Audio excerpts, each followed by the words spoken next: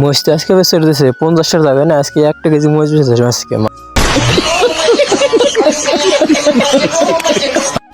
তো প্রতিদিন তো আজকে যাবে বাগগড় বাজার। হ্যাঁ বাগগড় বাজার কম না, আজকে যাবো খিড়কি বাজারে। আরে খেয়ার কি গরু খাইছে না, না গরু কি খেয়ার খাইছে?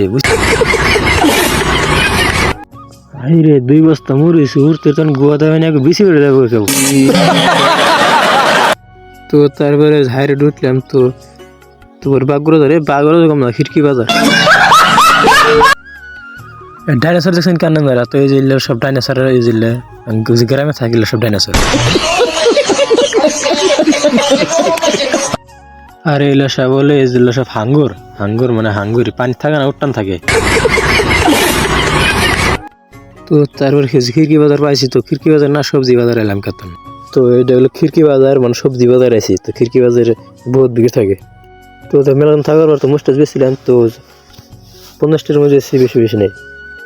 তো তার বাজার তো না এসে বললাম, তো গুয়ার পিছিয়ে সব গলে গেছে মোটামুটি। তো তার মনে হল তো বাজার ব্যান কি করে দিচ্ছে, দিয়ে ব্যাগটা চেক করি।